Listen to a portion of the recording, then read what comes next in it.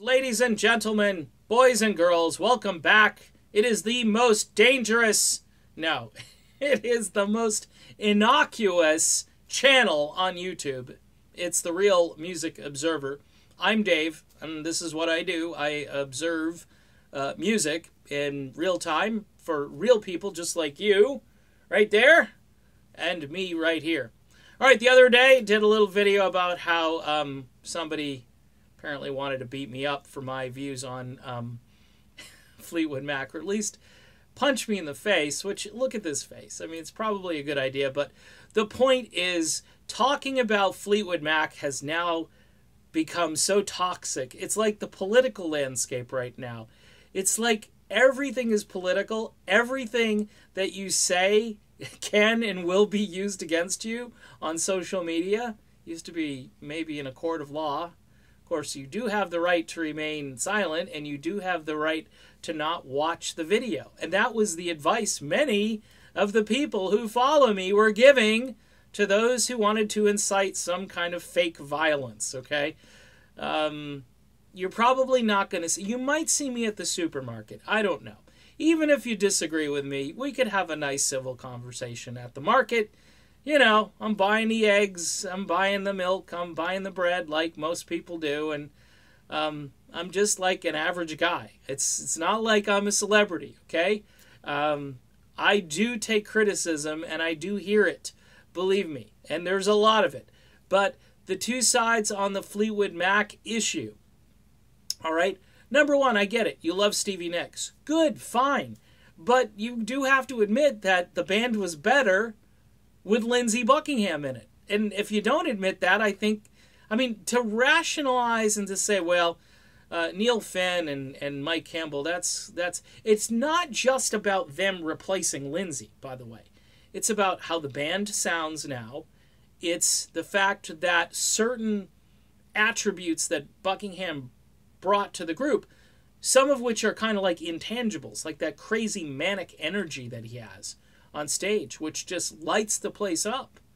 I mean, he's got something that a lot of performers don't have. He's not going through the motions up there.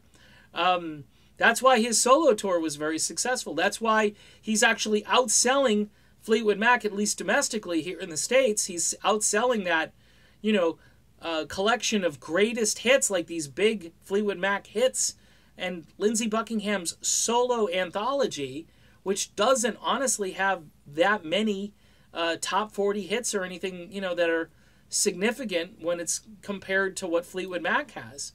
So that tells me a couple of things. It tells me Buckingham fans are intense, just like Lindsey is. Now, if I'm saying somehow that Stevie Nicks, she's not intense, her fans are very intense. They're so intense that they want to punch me out.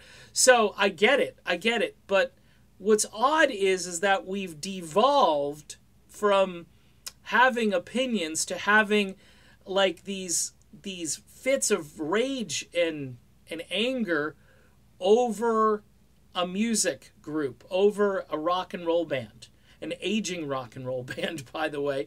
The world has moved on.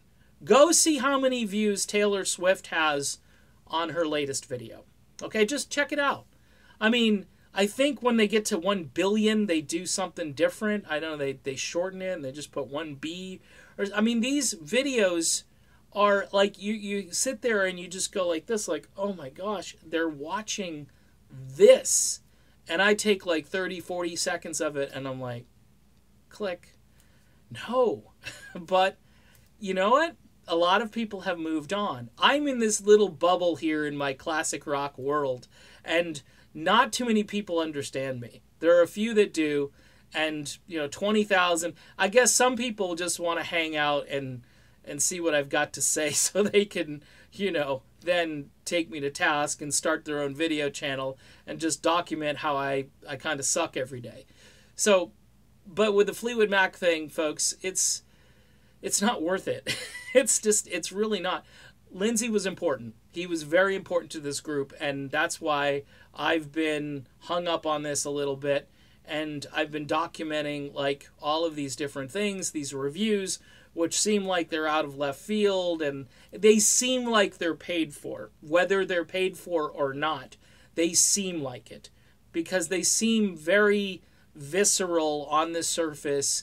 They're not digging. They, the one person that said they had to spend their babysitting money because Tusk cost too much money when it came out and it wasn't worth it. I'm just like, you gotta be kidding me. I mean, all right, so I guess I'm done with this video. If you're a fan of Lindsay, you understand what I'm saying. If you're not a fan of Lindsay, you think this is the worst video you've ever seen, and there's not much I can do for you. Again, my recommendation, watch something else. You don't have to tune into these. If you like the sadistic nature of tuning into these, then that's your call, but then I'd appreciate maybe no threats of violence, or even if you're just kidding around, I'd prefer maybe you just channel your energy into maybe some martial arts or something, and just stay away from me. That's all I'm saying. Bye.